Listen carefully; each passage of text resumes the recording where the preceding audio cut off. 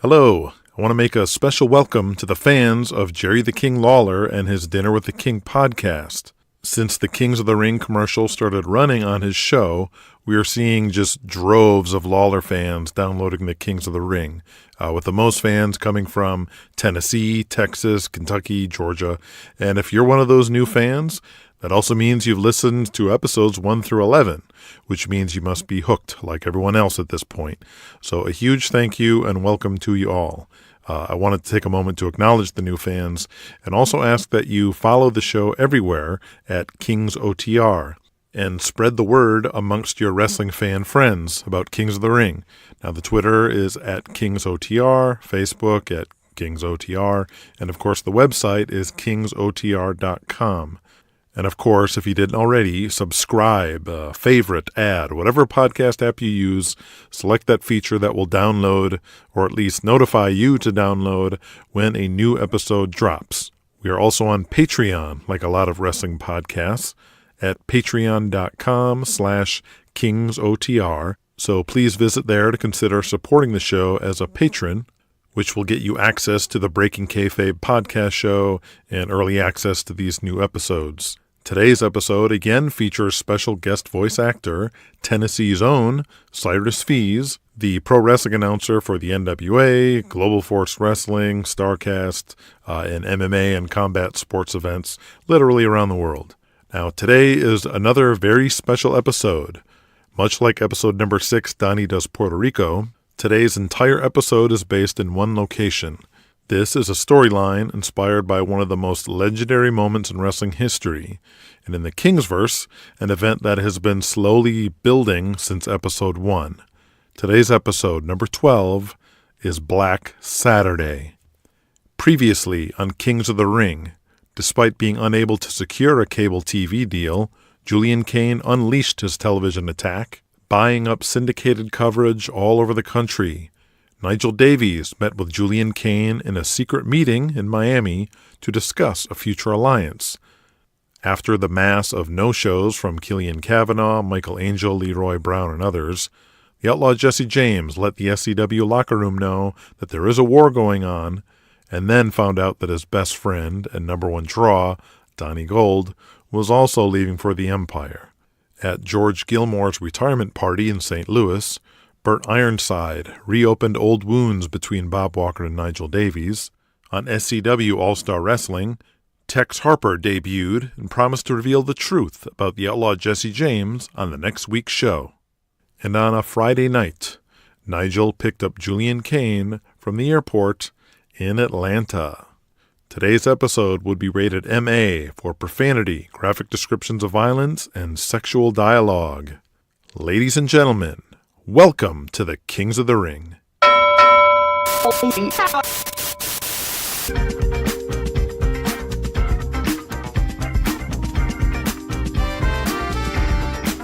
Hello, everybody, and welcome to All-Star Wrestling here from Atlanta, Georgia. This is Chase Sterling filling in for Jay Delvaux, who's feeling under the weather. And on behalf of WVBS, it's a pleasure to introduce you to the best wrestling in the world. And here's the guy to tell you all about it, Mr. Julian Kane. It is indeed a pleasure to be associated with WVBS, and after 12 years of SCW, you will finally get to see the best wrestlers in the world. It's action and entertainment like you've never seen before. From Milwaukee, the Tarzan Kid versus Mauler number 2, the Bronx Bombers in a match from Lowell, Massachusetts, and many more of the superior wrestlers from around the globe. And as a special treat, from the Nassau Coliseum in Long Island, the undisputed World Heavyweight Champion of Wrestling, Thor Hansen, versus the 380-pound tall Paul Mulligan. Because you are now going to see the best, stand up and welcome to All-Star Wrestling, the Empire Wrestling Federation. Kings of the Ring, Episode 12, Black Saturday. Earlier that day. It's a dark summer morning as the storm clouds roll in from the north. The fans line up outside the WVBS studios in Midtown Atlanta, waiting to get in for another TV taping of All-Star Wrestling to play that night all across the country on the cable superstation WVBS, owned by media maverick Jack Valiant. The 100 or so huddled together with umbrellas, soaking wet, waiting to get in, waving and cheering as their favorite wrestlers drive in all morning to the back parking lot. But something different is happening today. Unlike Jesse James and his big pickup truck and the usual Buicks, Caprices, and Thunderbirds the other wrestlers drove in with today, a gigantic black stretch limousine pulls in aggressively, forcing the fans to jump out of the way from this colossal beast. Nothing like a rat in the rain, eh, Nigel? Julian Kane asks as he motions to a teenage girl in line, her curly brown hair matted down from the rain, clutching a homemade sign with the words David Givens No. 1, barely legible through the long wet streaks of marker and glitter smeared from the downpour outside. Julian turns to his 12-year-old son Cameron, who views it all wide-eyed in his first trip to the South. Take a good look at these toothless rednecks, son. They don't know it yet, but one at a time, these marks are going to learn the difference between minor league and major league, and pay for your Connecticut boarding school all at the same time.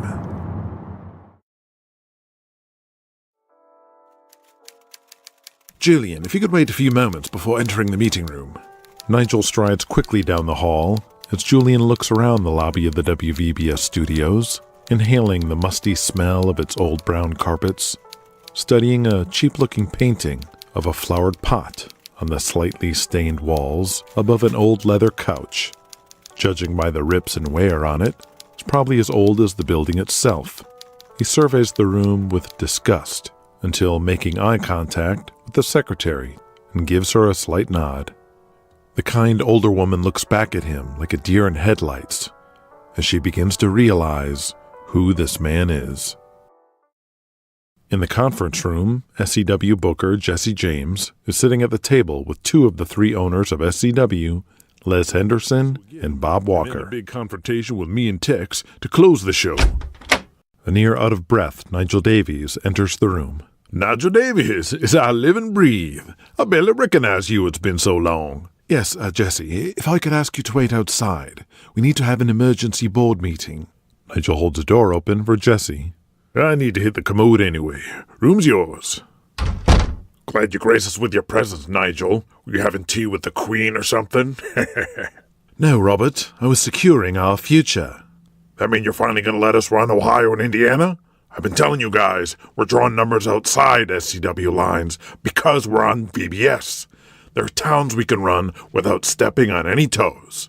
Because while we sit on our asses, that fucking New York asshole...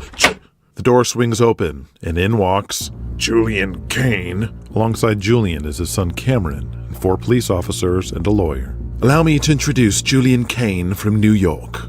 I know who this cocksucker is. What I don't know is why the fuck am I staring at his beady little eyes. Julian Kane has made a generous offer to purchase Southeast Championship Wrestling, and we are here today because... Tell Julian we're not for sale, so he can go fuck himself. Jesus, Bob, that's Julian's kid right there. Oh?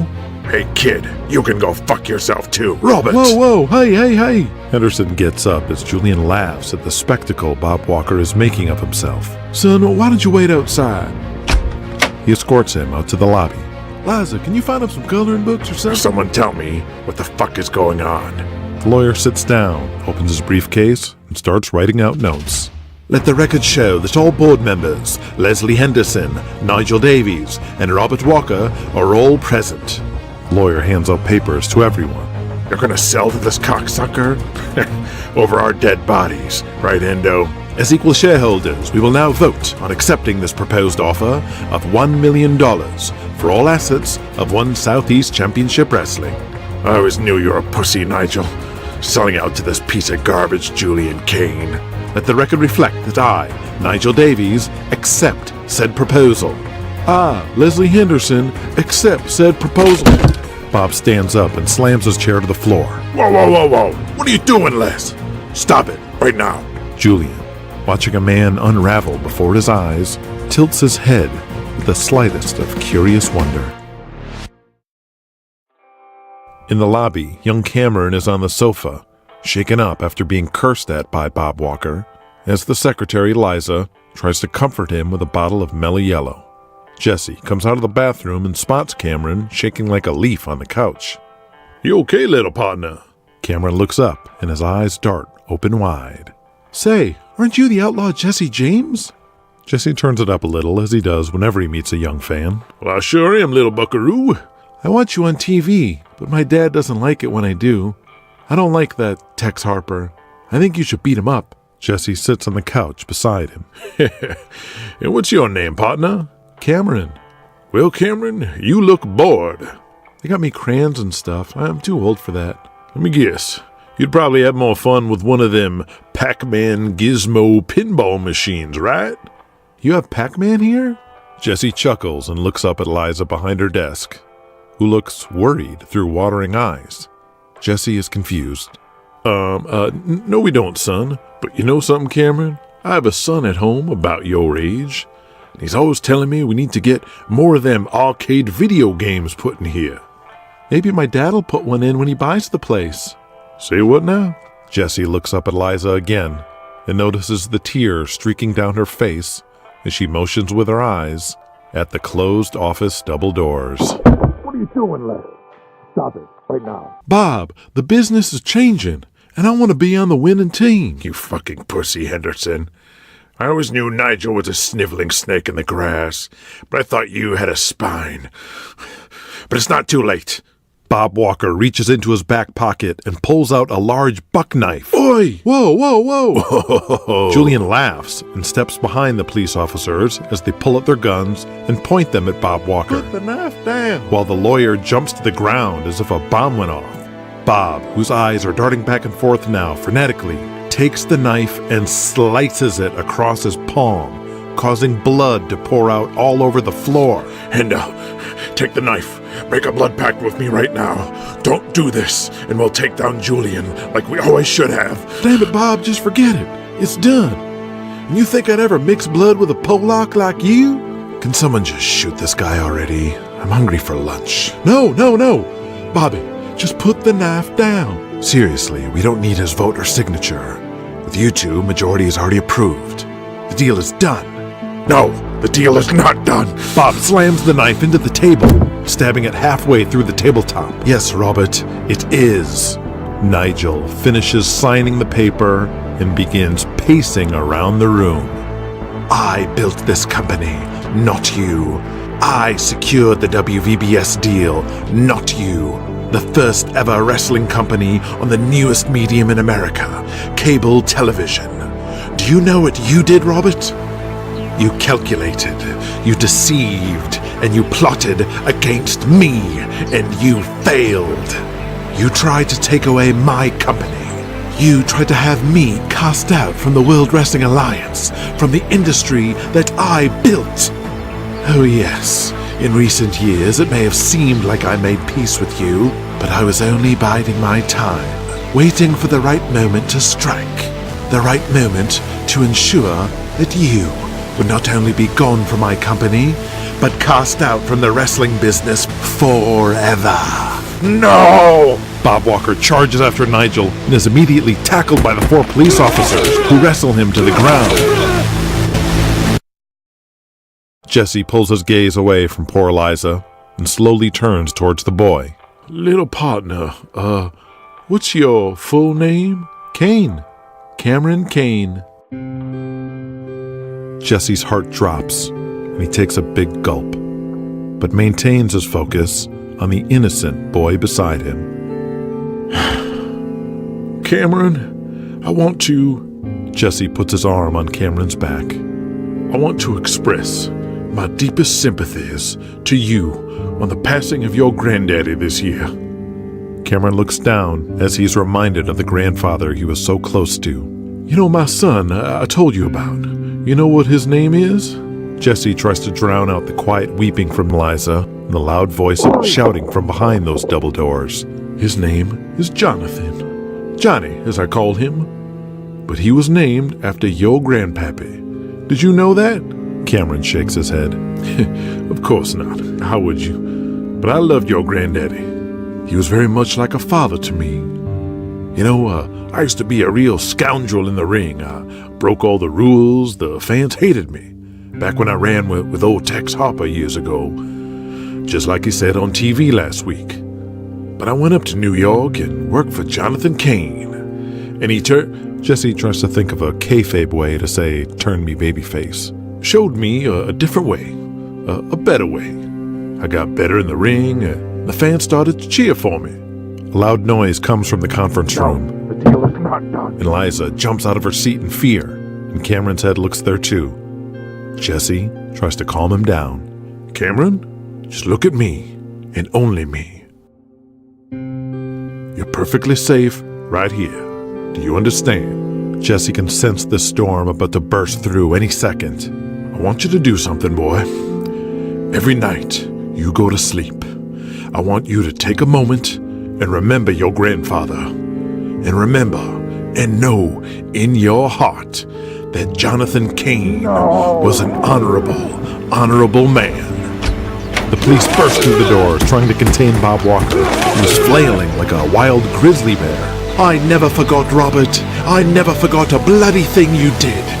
Enjoy the rest of your days in the warm embrace of hell. Take him away. The police drag Bob Walker all the way through the lobby, while Jesse pulls in the trembling Cameron to protect him. Fuck you, Nigel. Fuck you, Anderson. Fuck you, Julian. Fuck you all to hell! Jesse, still frozen in shock, looks back into the meeting room and sees Henderson, Nigel, and a lawyer standing on the sides of the table watching the police take Bob Walker away. And then he sees the man standing at the end of the table, staring right back at him. Julian Cain. Jesse James stands and squints, burning a hole through Julian's head with his eyes. They stand across from each other as if they were the only two people there, like a standoff in the Old West. Cameron, get away from him. Jesse forgets that young Cameron is clenching him from the side, still frozen in fear. Come here, now. Jesse looks down and pats Cameron. Go on, son, go. Cameron walks quickly into the meeting room and stands behind his father. The outlaw, Jesse James. So we meet again. Jesse looks at Nigel and Les. What's happening here? It's not what's happening. It's what already happened. And what happened is, I get to be your boss after all. Don't worry, Jesse. Bob may be out, but you'll be right along for the ride. What about the boys? Are you going to take care of them? Oh, yeah. I'm going to take care of them. As a matter of fact, take me to the locker room right now. Let's get started. The SCW wrestlers are warming up or getting dressed like they do every week, just waiting for Jesse James to post the sheet to find out who they're working and when they go on. Jesse James stands behind Henderson, Nigel, young Cameron, and Julian Cain, his hands in front of him, head hanging low. Your attention, everyone. We have a very exciting announcement. Leslie, Robert, and myself have sold our shares of Southeast Championship Wrestling to Julian Cain. The future of SCW has not yet been decided. And just who in the holy fuck are you? Julian looks around the locker room. Across the room, standing in his tube socks, about to put on his wrestling boots, is the big bad cowboy and SCW newcomer, Tex Harper. I said, who in the holy fuck are you? Julian locks his eyes with Tex and smirks. I am the new owner of this shithole. I am the wrestling business. He walks slowly towards him, ignoring everyone else. I am the future. I am the Alpha and the Omega. I am the master and lord of all you survey. He stops and pushes his face right into Tex Harper's, who sneers back at Julian. But you can call me God. This is Julian Cain, everyone.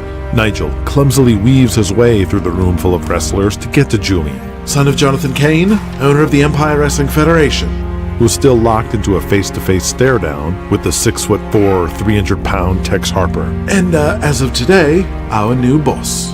He makes it to Julian, takes his arm, and turns him around. Julian, you should meet all of the talent here. Nigel gently pulls him away from Tex, who looks like a snorting bull. David Givens walks up in his red satin jacket, ready to wrestle. Okay, so what does all this mean? Who is this? David Givens, a very good hand, quite popular with the young people. Are you from Georgia? Yes, sir. You look like you're from Georgia. You're fired.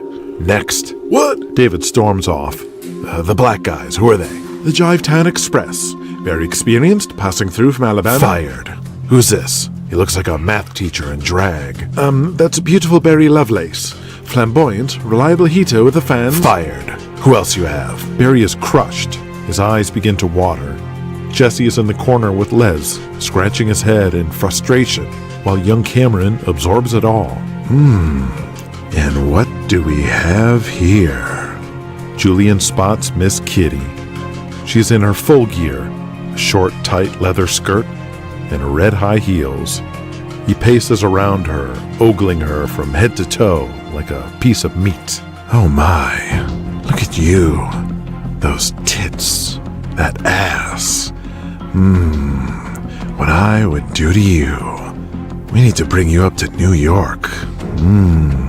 She looks back at him, defiantly chewing her gum. That is Miss Kitty, Barry Lovelace's wife. Fuck you, asshole, if you think I'd ever work for you.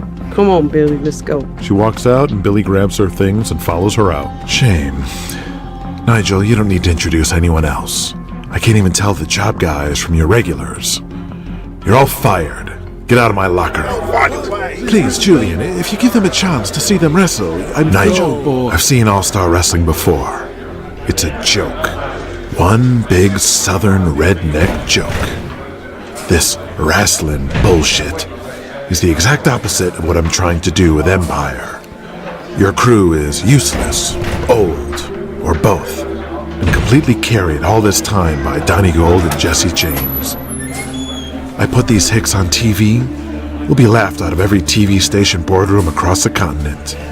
Les Henderson, let me see the format sheet for today's show.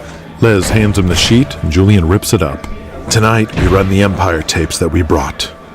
Send the local yokels standing in the rain back home.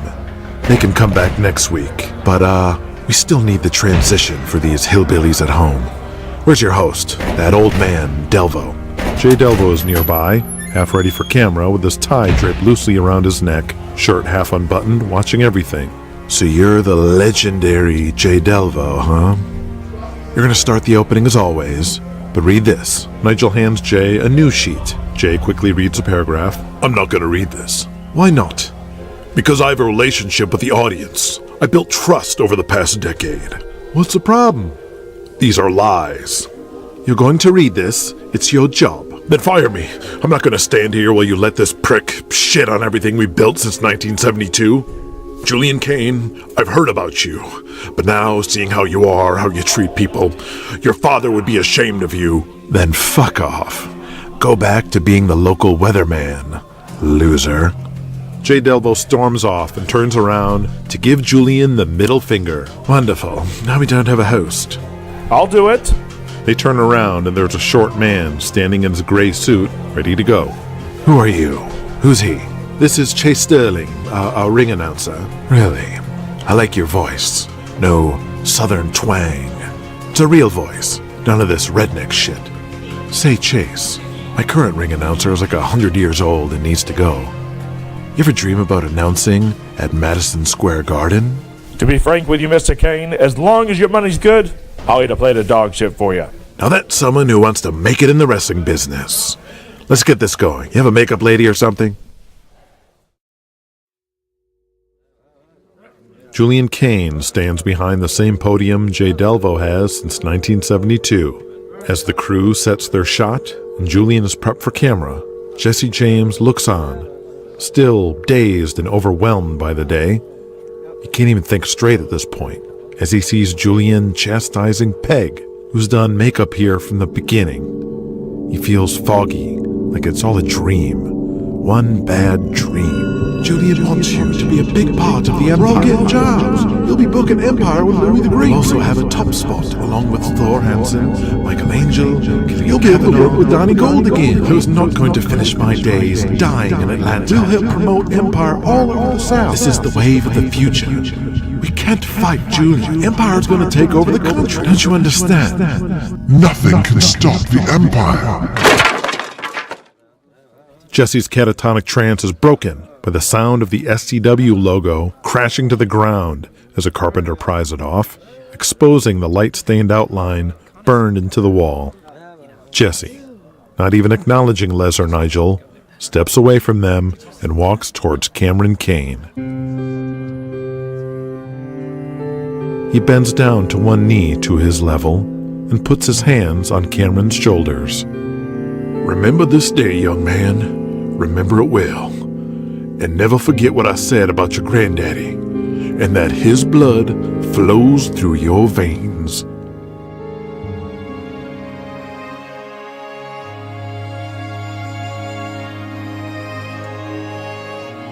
Jesse James stands at the foot of a bed in the Jersey City Medical Center.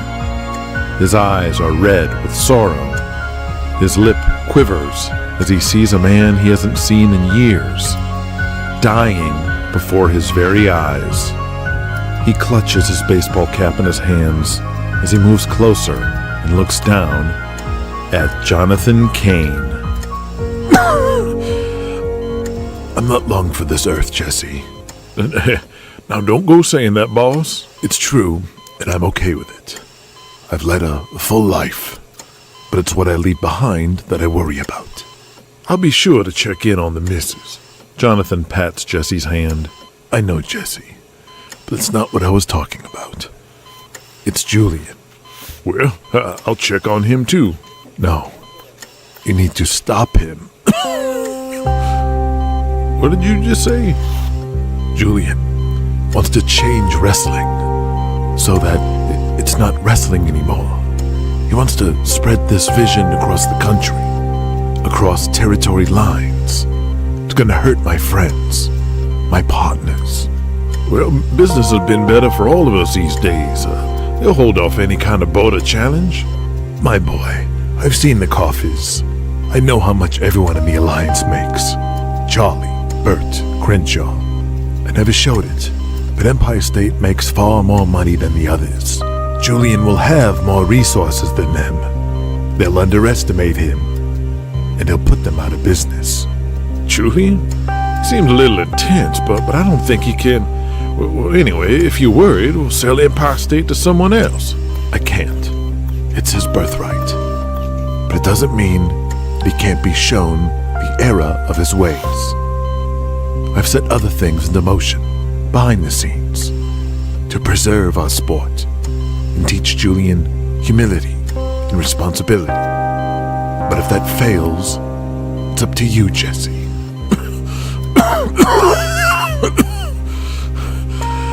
And you need to do it the right way. I trust you won't employ the same tactics that people like my dear friend Charlie Gotch will no doubt make.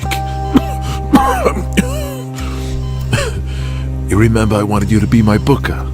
I was gonna bump the Greek for you, to keep you up here. I know, Johnny, but New York City ain't my scene. You'd always say, where would I park my horse? Jesse squeezes his hand tighter. Jesse, my son is ruthless. He has a sinister streak. I don't know where it comes from. But you must stop him. Jesse, keep the sport. Keep the sport.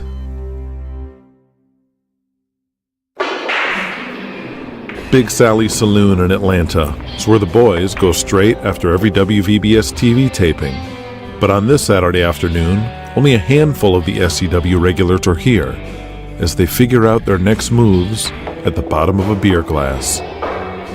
And in walks the outlaw, Jesse James. They turn and see him. Miss Kitty marches straight to Jesse, poking her finger in his chest. You know, you got a lot of nerve showing up here. Yeah, you got your fucking spot in New York, while that asshole comes down here talking to us like pieces of nothing. Whoa, no. Just everybody calm down. Gather round. Now, first things fucking first. You should all know me. I wouldn't plot and scheme like that. I didn't know shit about Julian buying us up until today. Just like all of you. Now, I don't know how long they've been in cahoots with Julian, but Nigel and Hendo both got jobs as well. Jesse looks at Miss Kitty with sad eyes. I don't know if you talked to him yet, but I'm sorry, Kitty. They only needed 2 out of the 3 votes to approve the sale. They fired your daddy. Miss Kitty shakes her head angrily and looks off. And they offered me a top spot on the roster, and to be their booker. Julian called me the final piece of the puzzle. Barry Lovelace asks, So you're Julian stooge? He sent you here with a case full of money to get Miss Kitty to go to New York with you? What? No. Hey, I'm here the same as you. I walked out. The others absorb what Jesse gave up. I once made a promise to someone I hold dear to my heart to not let something like this happen. But I underestimated Julian, and I overestimated Nigel and Hendo.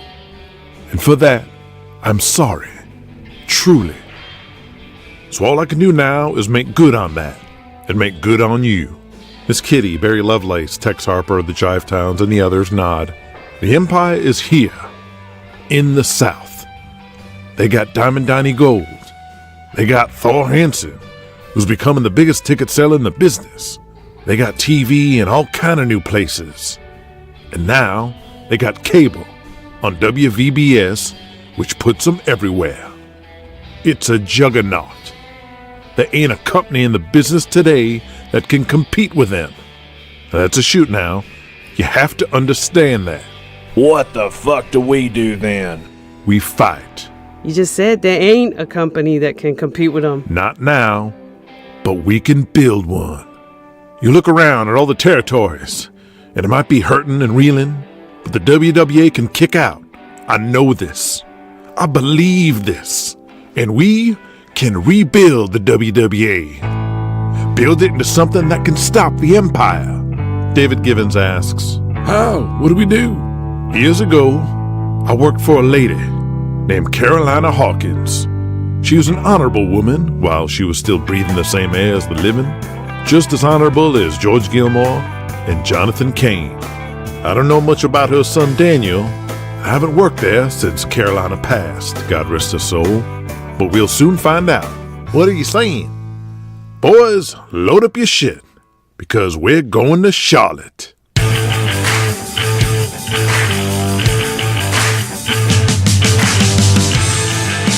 When this show was first conceived, much like the storyline of Charlie Gotch ordering Prince Abdullah to break Thor Hansen's leg, Black Saturday was one of the historic tentpole events that I immediately pictured presenting for this show.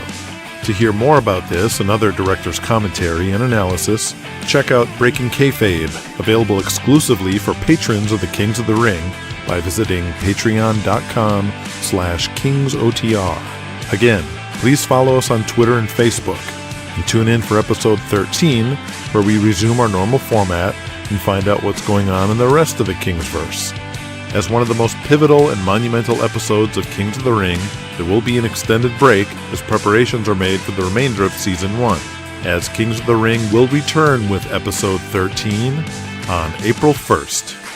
Thank you for listening to Kings of the Ring.